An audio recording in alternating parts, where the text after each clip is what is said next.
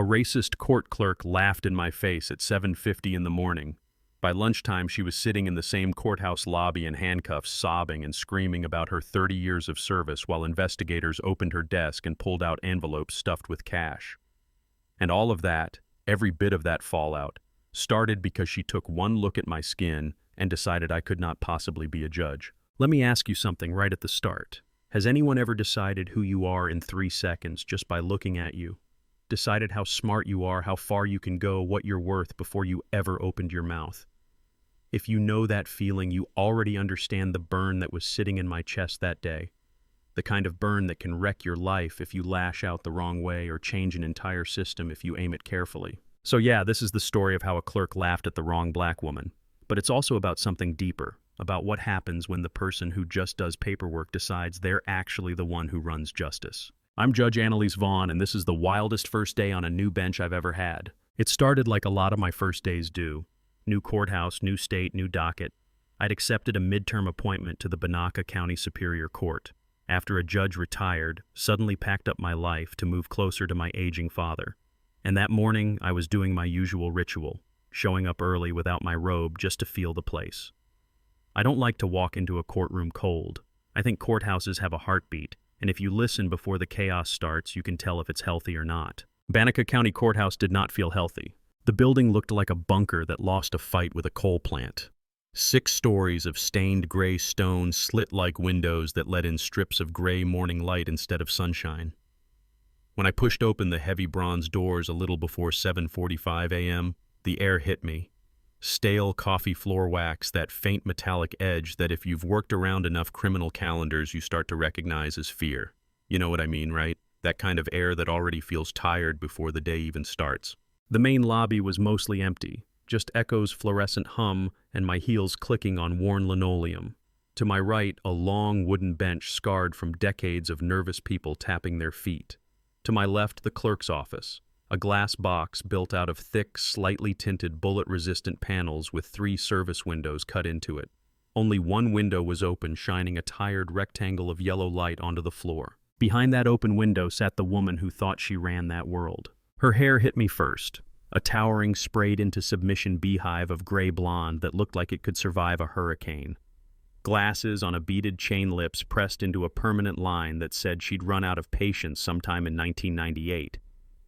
There was a little engraved plastic sign taped to the glass, Brenda Hatcher, head clerk. I didn't walk up right away, I watched. A young guy beat me to that window, early 20s maybe, wearing an ill-fitting suit and a tie that looked like it had lost a fight in his car. Public defender, you could spot it a mile away. The cheap briefcase, the nervous eyes, the way he clutched his motion like a lifeline.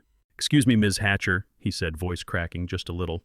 "I'm trying to file a continuance motion for State v. Peterson. I was told to bring it to you," and she didn't even look up. One finger went up in the air, long, sharp nail held there like a red stop sign. And this poor kid just froze. You could see the urge to talk die on his tongue. 10 seconds went by. 20. A full minute. He just stood there breathing shallow while her finger hovered like a weapon. Finally she sighed, this long theatrical "you're wasting my life" breath, and turned her head very slowly like it physically hurt her. "Peterson," she repeated. "Right, you're late. Filing deadline is 9. He blinked confused, glancing up at the big institutional clock on the wall. It's 7:48, he said. "The filing deadline is 9, she snapped. The "my time is valuable" deadline was yesterday. You public defenders think you can just wander in here whenever you feel like it and dump your mess on my desk. I have judges to manage." She snatched the papers out of his hand. "Go wait. I'll get to it when I get to it. And straighten that tie. You look like you dressed in the dark." His face went scarlet. And because he's been trained to keep his head down, he muttered a thank you of all things and scurried away, fingers fumbling at his tie. I took a breath, slow and even. There she is, I thought, the gatekeeper. Every courthouse has one. The lifer, usually been there decades, who sits on the front line and quietly decides how painful your day is going to be. They don't wear a robe, they don't sit on a bench, but they control access schedules information. Somewhere along the line, they stop seeing themselves as a small part of the system and start believing they are the system. And this one I could already tell enjoyed it. I adjusted the strap of my satchel on my shoulder and finally walked toward her window. My heels clicked louder as I got closer, and I saw her eye twitch like the sound itself annoyed her. I gave her a polite professional smile. Nothing fancy. Just "Good morning, I belong here." "Good morning," I said. Her eyes flicked up, then did a quick inventory. My short, natural hair, my dark brown skin, my charcoal gray pantsuit that was neat but not flashy, my sensible low heels. You could almost hear the math she was doing. Black woman, no robe, no expensive jewelry, no entourage. Verdict not important. Morning, she said in a flat voice. What case? No case, I said, keeping my tone even. My name is Annalise Vaughn. I'm the new judicial appointment for courtroom 3B. I'm here to pick up my keys and the welcome packet from the court administrator. Everything about her went still. Then she looked up from her screen fully and gave me a slower once-over. Not checking my clothes now, just my face, my skin. And then she smiled. One of those tight, mean little smiles. Defendant check-in is down the hall, she said, flicking her pen toward the right. Room 104. You're early. They don't open till 8. I didn't stop smiling, but something behind my eyes went cold. I'm sorry, I said clearly. I don't think you heard me. I'm not a defendant. I'm Judge Vaughn. I'm taking over Judge Porter's calendar in 3B. She didn't smile this time. She laughed, a loud, high-pitched cackle that bounced off every hard surface in that empty lobby. She leaned back in her chair, one hand on her chest like she'd just heard the joke of the year. A judge, she managed between laughs. Oh, honey, that's rich. They really will let anybody play dress-up these days, won't they? She leaned closer to the glass, her face settling into a mask of condescension. Look, lady, I don't know what you're trying to pull. Maybe you're one of those sovereign citizen nuts. Maybe you're just lost. But judges don't look like you, and they don't just wander in off the street. Go sit down with the rest of the public and wait for your case. Don't bother me again. Judges don't look like you. If you're a person of color watching this, I don't have to explain what that sentence feels like. You've heard some version of it your whole life. You don't look like a doctor. You don't look like a CEO. You don't look like you can afford this house. Same poison, different bottle. I felt that familiar wave, hot, bright anger rising up my spine, the kind that makes your fingers tingle. I could have done the easy thing. Pulled out my state-issued judicial ID with the governor's signature and slapped it against the glass. Asked her if that looked real enough. Demanded to see her supervisor. Raised my voice. Made a scene. If it were you, what would you have done? Because here's where my old life stepped in. Before I ever put on a robe, I was a prosecutor for 15 years. I've handled public corruption, organized crime, people who thought they were untouchable. And one thing I know, when somebody is that comfortable insulting you to your face, that openly racist, that openly dismissive in an empty lobby with nobody watching, that didn't start that morning. That grew, that got fed, that means they feel protected. So I swallowed the clapback sitting on my tongue. I let the anger cool into something sharper. The part of my brain that builds cases instead of comebacks woke up and said, wait, just wait and watch. All right, I said softly, I'll wait. I turned away from the window, not defeated, not slumped, just calm, deliberate. I walked across the lobby to the long wooden bench against the wall. I sat down, placed my satchel on my lap, crossed my legs, and let my back rest against the cool stone. The young public defender from earlier was in the corner watching the whole thing with wide eyes, trying so hard not to stare. When I caught his eye, I gave him a tiny nod like, it's all right. He looked away, cheeks burning. And then I did something very simple. I watched. The 800 a.m. wave started to roll in. If you've never been in a courthouse lobby at the top of the hour, let me paint it for you. People who have to be there. Nobody strolls into court for fun. Defendants out on bond tugging at borrowed ties. Mothers with kids on their hips juggling diaper bags and subpoenas. People in work boots who came straight from night shifts still smelling like drywall dust or grease. Folks clutching folded papers like talismans trying to make sense of words no one ever taught them. They formed a crooked line in front of Brenda's window. The other two windows stayed dark. From where I sat, I could see everything. Her face, her hands, the little door next to the glass marked staff only. I settled in like I was watching a play. The pattern showed up fast. A white man in a crisp navy suit stepped to the window. Hair perfectly gelled, watch that cost more than some people's cars, a whiff of expensive cologne trailing behind him. "Morning, Ms. Hatcher," he said, smooth as butter. Her whole body changed. Shoulders relaxed, lips curved, voice warmed. "Mr. Donovan," she purred, "good to see you. What can I do for you?" Right behind him, a Latina woman in a faded t-shirt and jeans holding a crying baby on her hip and a stack of papers pressed against her chest stepped up. Her English was accented but perfectly understandable. "Please, I have court. I need to know where I file this, they told me." Brenda didn't even try. She frowned, waved a hand, and snapped English. "I don't speak whatever that is." Next. The woman shrank back like she'd been slapped, eyes filling with tears as she bounced her baby and tried to read the paper again like maybe the words would magically explain themselves. Then a young black man, maybe 19, wearing a button-down shirt and jeans that were cleaner than they were fancy, stepped up. "Ma'am, could you tell me where to pay my fine?" he asked quietly. She rolled her eyes so hard I could see it from the bench.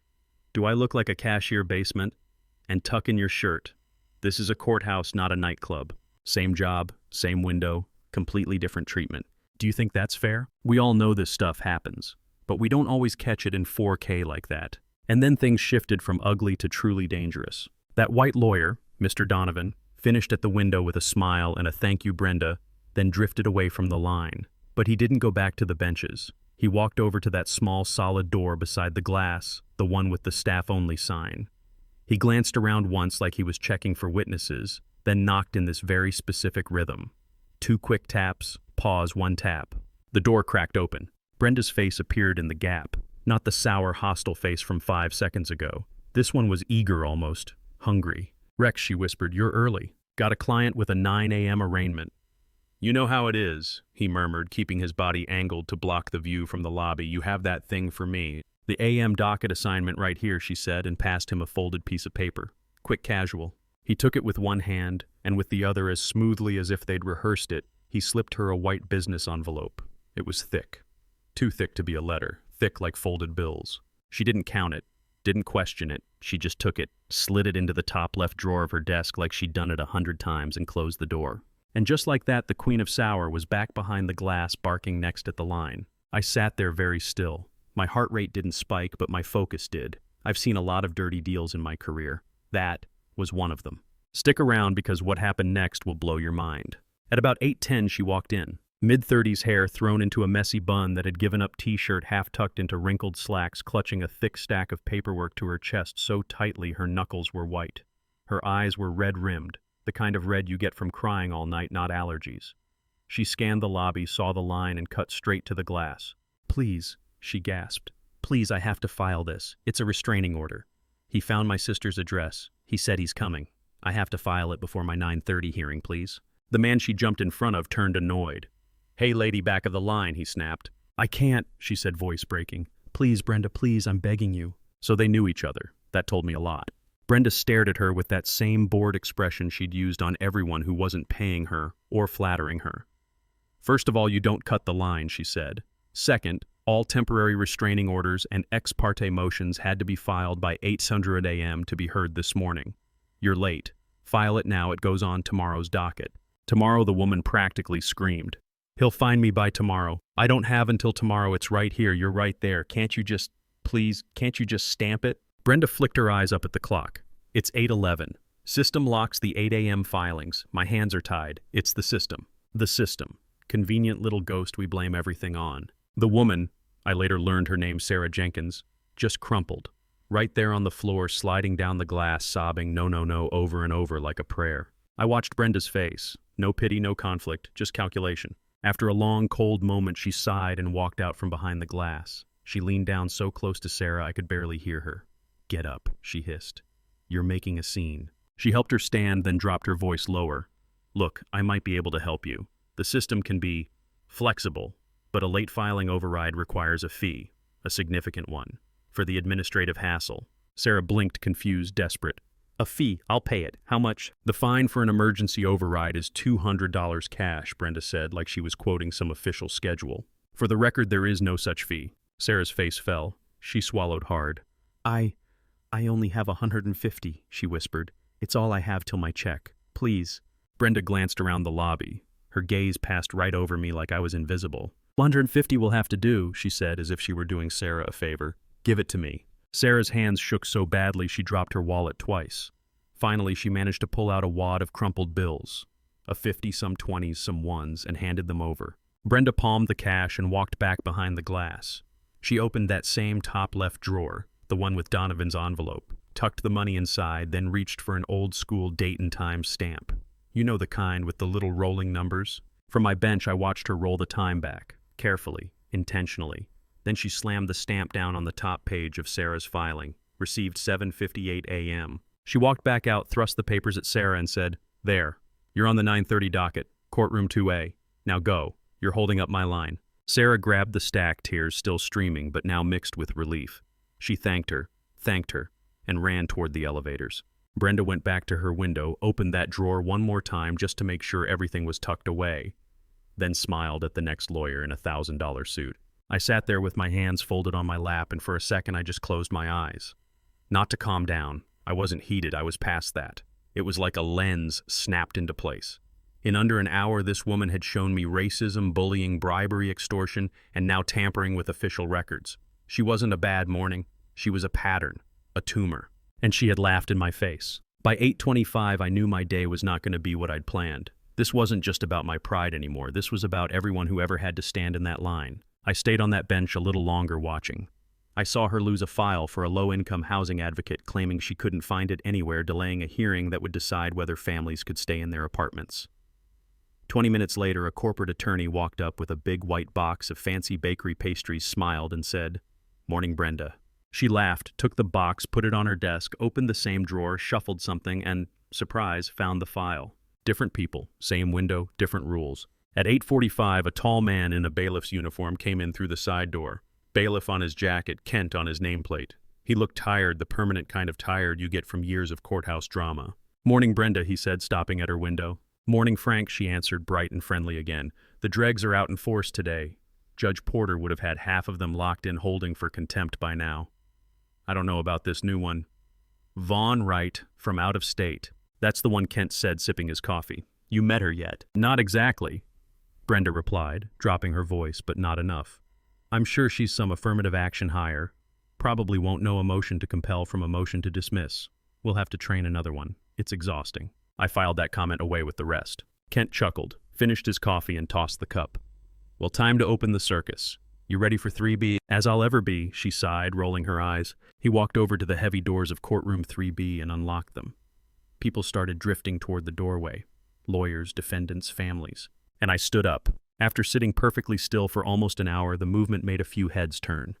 I picked up my satchel, smoothed my jacket, and walked. Not toward the line, not toward the benches, not back to Brenda's glass. I walked straight to that staff-only door beside her window. "Hey!" she barked. Her voice bounced off the lobby walls. "You? I told you that door is not for the public. Are you deaf? I told you to wait on the bench." Everyone stopped. The lobby went quiet. All eyes were on me. I didn't even look at her.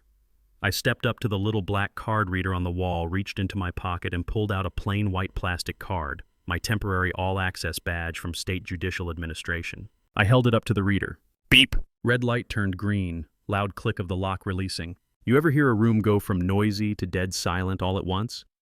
Yeah, that happened. I turned my head slowly. Brenda was staring at me, mouth slightly open, face draining from pink to chalk. Even the beehive looked like it lost a little height. "Ms. Hatcher," I said, calm but clear enough for the whole lobby to hear, "it is 8:50 a.m. Court convenes in 10 minutes. In that time, I expect 3 things from you." Her hands, which had been on her hips, dropped to her sides and started to tremble. "First, you will retrieve the keys to my chambers, 3B, from wherever you have them stored. Second, you will fetch my welcome packet from the court administrator's office. I'm sure Mr. Jenkins will be very interested to hear about my reception this morning. And third, you will bring me a cup of black coffee. You will place all 3 items on my bench in courtroom 3B. Then you will return to your station and prepare for roll call." The young public defender in the corner had his hand over his mouth, pretending to cough, shoulders shaking. Your Honor," Brenda stammered, her voice barely a whisper. "Now, I didn't realize.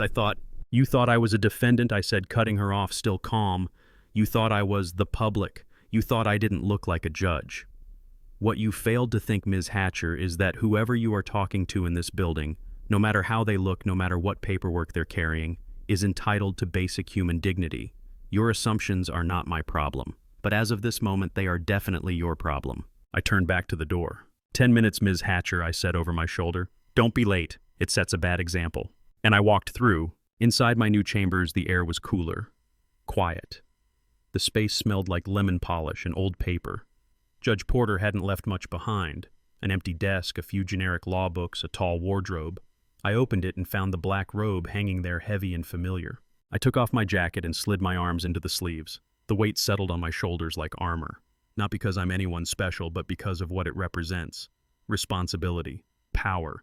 The obligation to protect people from exactly what I'd just seen in that lobby.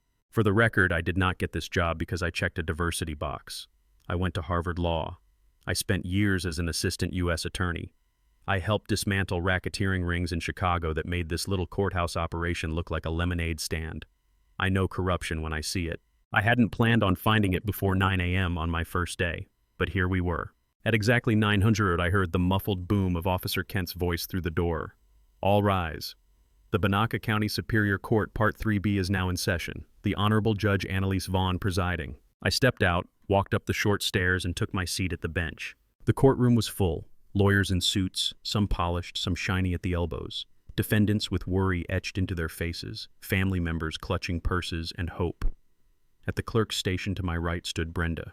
She looked like someone had unplugged her. Her face was pale, lips pressed together so tight they'd nearly disappeared. On the corner of my bench, neatly arranged, sat the keys to my chambers, my welcome packet, and a styrofoam cup of black coffee. "Good morning," I said into the microphone. My voice echoed back from the back wall. "I am Judge Vaughn. I'll be handling this calendar moving forward. I have 3 simple rules: be on time, be prepared, and be respectful. To me, to the court staff, and to every member of the public. We will conduct the people's business with integrity and efficiency. Is that understood?" A scattered chorus of "Yes, Your Honor" rose from the room. Some sounded cautious, some sounded relieved. "Good," I said. "Let's begin. First up, State v. Peterson." The young public defender from earlier stepped up, eyes still a little wide, like he wasn't sure if I was the same woman who'd been sitting on the bench an hour ago. "Counsel approach," I said. He came to the lectern, file in hand. "Your Honor, I filed a motion for continuance this morning. My client's alibi witness was only just located. She lives in a rural county and—" "I've read your motion," I said, flipping through the file. "The state opposes." A sharp-looking woman in a tailored blue suit stood. "Yes, Your Honor. The victim has already flown in twice. We're ready to proceed today." "Of course you are," I said mildly. "And you'll proceed on a different day." Motion granted. Both attorneys blinked. "The right to present a full defense is constitutional," I continued. "The inconvenience to the state is logistical. Ms. Hatcher, please find a new trial date 6 weeks out and coordinate with both counsel." Out of the corner of my eye, I saw Brenda's fingers miss the keys on her keyboard twice. "If you were the one on trial, would you want your case rushed because plane tickets are annoying to rebook? Or would you want your witness in the room? You know the answer." We went through the next several cases quickly. I denied a delay request from a high-priced defense lawyer who clearly thought throwing around Latin phrases would impress me more than the fact his client had been dodging court for months. I granted a request from a single father to move his hearing time so he wouldn't lose his job. I explained every decision in plain language. I watched the room recalibrate, lawyers realizing games weren't going to work, defendants realizing someone was actually listening. And then I reached the case I'd been waiting for. Next, I said, scanning the docket, Jenkins v. Jenkins, petition for temporary restraining order. I looked out, and there she was in the front row, Sarah Jenkins. Same messy bun, same haunted eyes, but now holding herself a little straighter, clutching that stamped petition like a lifeline. "Ms. Jenkins, please approach," I said. She walked to the front, knees shaking. I read through the petition, summarizing for the record years of escalating abuse threats to her and her sister, the discovery of her sister's address, the explicit statement that he was coming that day. "Ms. Jenkins," I said, looking straight at her, "I find your petition credible and the threat imminent. Your request for a temporary restraining order is granted effective immediately." She let out a sound that was half sob, half laugh. "Thank you, Your Honor. Thank you, thank you." "Officer Kent," I said, "please escort Ms. Jenkins to the TRO office to have the order served and ensure she has a safe escort from this building when she leaves." "Yes, Your Honor," he said, already on his feet. "And Ms. Hatcher," I added, turning my head slowly toward the clerk's station. Brenda flinched like I'd thrown something. "Why, yes, Your Honor. Please bring me the original physical filing for Jenkins v. Jenkins," I said, "the hard copy you stamped this morning." The room got quiet in a different way. Lawyers stopped shuffling papers. Even the public defenders looked up from their files. "Your Honor, the file is right here in the system," Brenda stammered. "The physical copy is... it's logged, the time is in the computer, you don't need..." "I am not asking about the system," I said, still perfectly calm. "I am asking for the paper you physically stamped. Please retrieve it now." There was no escape hatch in that sentence. She nodded jerkily and disappeared through the little door into the back office. When she came back, she was holding the file like it might bite. She handed it up with both hands. I opened it, turned the first page, and looked at the red stamp in the corner. Received 7:58 a.m. Then I looked up at the big clock on the wall. "Ms. Hatcher," I said quietly, my voice going out over the mic and filling the room. "It is currently 9:22 a.m. This morning, I personally observed Ms. Jenkins run into the lobby with this petition. I personally observed you receive and stamp it at approximately 8:15 a.m., not 7:58 a.m. Would you agree or disagree with that?" The whispering started instantly, like someone had dropped a match into dry grass. Your Honor, the clock, the stamp, there must be some..." And further, I continued, it is my understanding that you informed Ms. Jenkins she was too late to be heard today, and then offered to override the system in exchange for a cash fee of $150. Can you point me to the statute, county ordinance, or court rule that authorizes you to charge that fee and pocket that money? Her mouth opened, closed. Your Honor, there must be... She tried again. There is a mistake here, I said, but it is not mine. I let that hang in the air for a long beat. And finally I added, shifting my gaze to the back row before we go any further with this calendar, we will be having a conversation about your early morning meeting with Attorney Rex Donovan and the folded document you gave him in exchange for an envelope.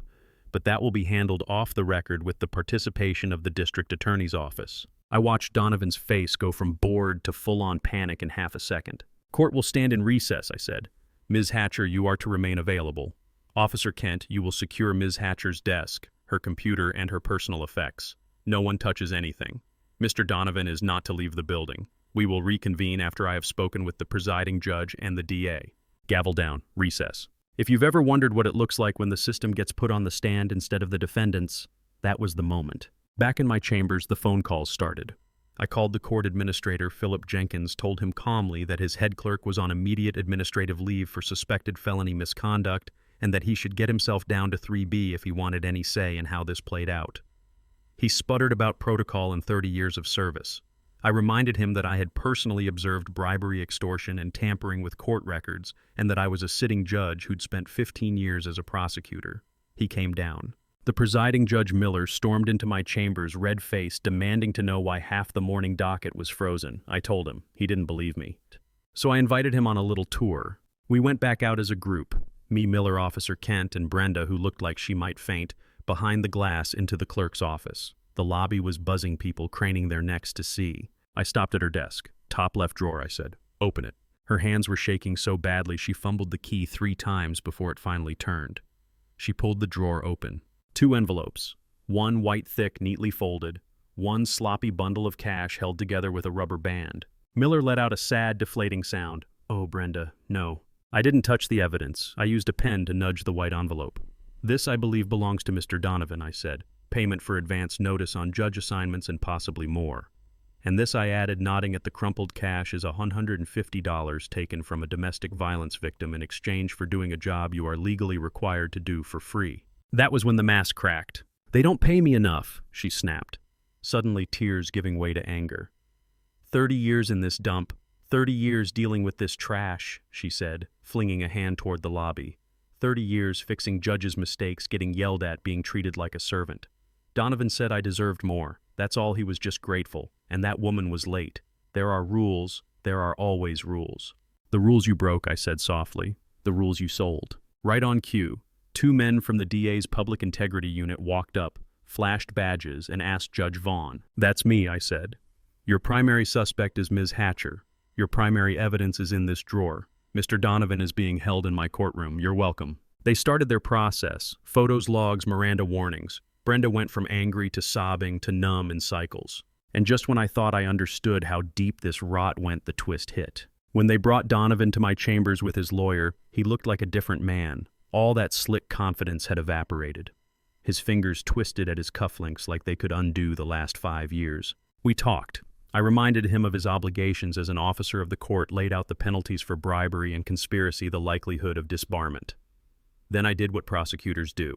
I offered him a choice. He could lie stonewall and dare the DA to build a case without him and spend a good chunk of his life in prison, or he could talk fully honestly and maybe salvage a slightly less horrifying future. He talked. It had been going on for years. At first it was small favors, $100 to misplace a file and buy a client a few days, a couple hundred to bump a case to a particular date.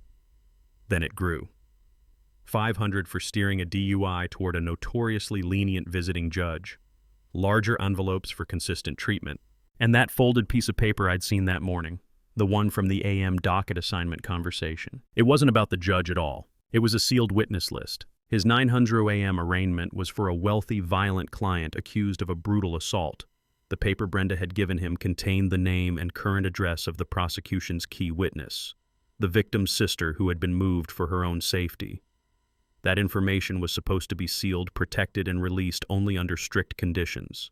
Instead, he had it in his pocket before court even opened. You know that feeling when your blood runs cold but your brain gets sharper?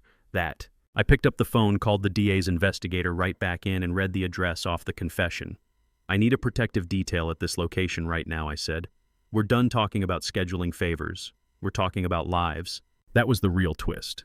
This wasn't just a story about a racist clerk and some dirty cash. This was a story about someone who got so arrogant, so numb to other people's humanity that she started selling the safety of witnesses. The investigation blew up from there. They found a little ledger in a locked drawer. Dates, case numbers, lawyer names, dollar amounts.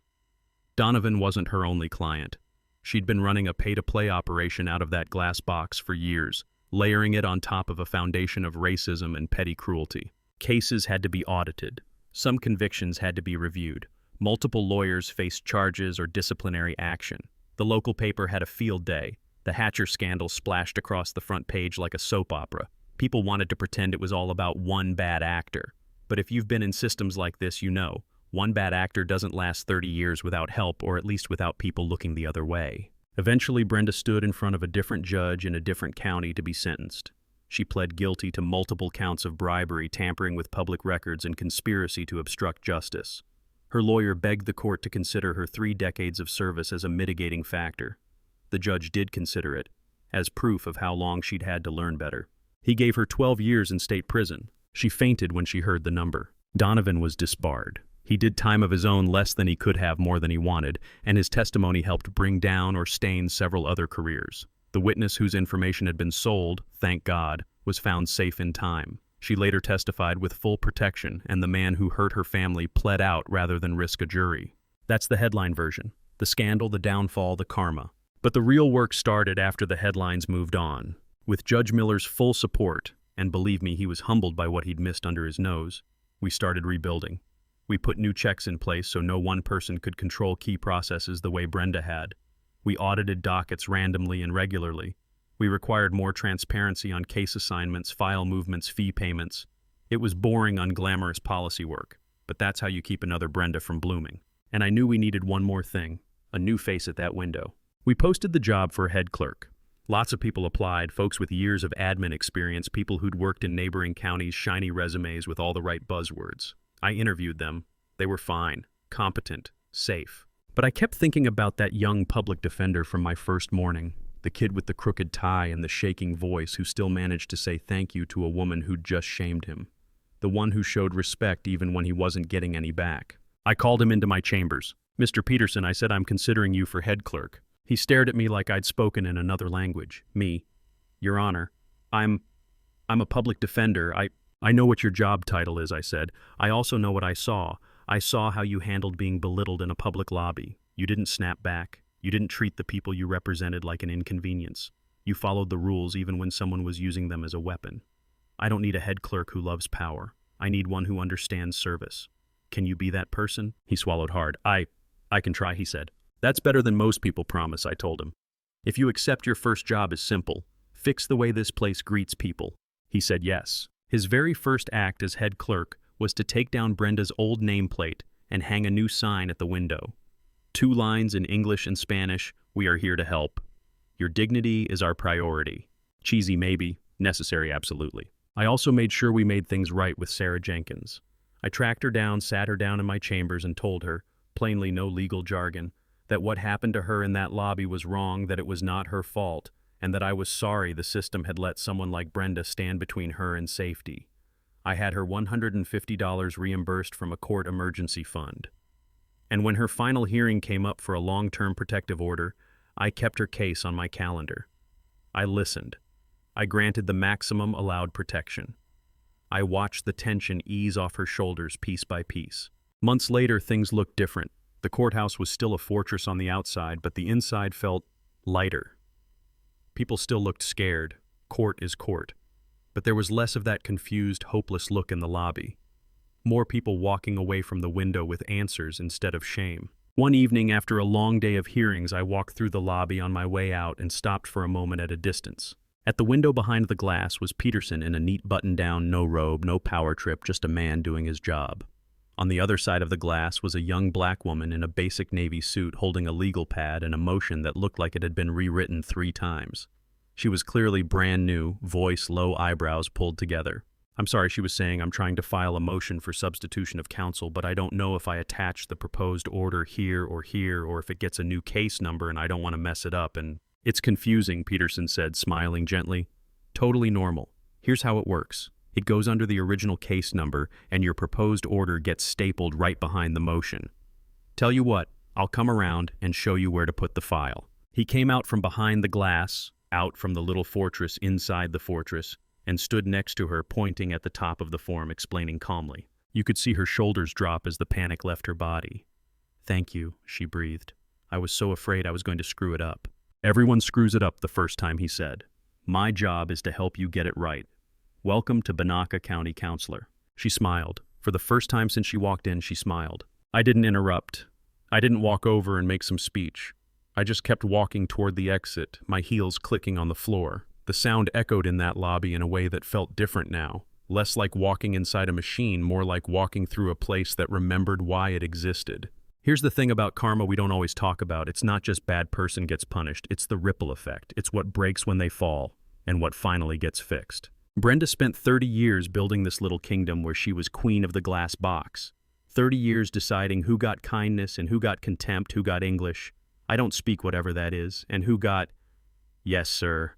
30 years of petty cruelty layered on top of serious corruption.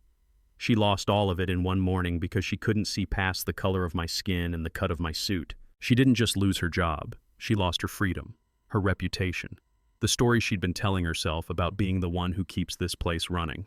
And me, I didn't just get an apology. I got the chance, and the responsibility, to rebuild a system she'd been rotting from the inside, to replace her gatekeeping with service, to prove that justice doesn't start at the bench.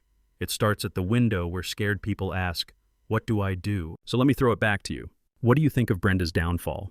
Was 12 years enough for what she did? Too much, not nearly enough considering the lives she put at risk. If it were you in Sarah's position or in that young lawyer's suit standing at that window, how would you want that clerk to treat you? And be honest, have you ever been the Brenda in somebody else's story without realizing it, holding power over someone who had no idea how the system worked? Drop your thoughts in the comments. Argue with me if you want to. I can take it. Tell me if you've met your own Brenda in a courthouse, a hospital, a school, a government office. Those stories matter because this didn't start and end with one woman in one lobby. If this story hit a nerve, if it made you angry or satisfied or uncomfortable or hopeful, do me a favor, hit that like button so more people see it. Share it with someone who thinks a little power trip is no big deal. And if you want more real stories where hard karma shows up in very real ways, hit subscribe and ring the bell so you don't miss the next one. Because somewhere out there right now, someone is looking down on the wrong person for the wrong reason. And they have no idea that this might be the day their whole little kingdom starts to crumble.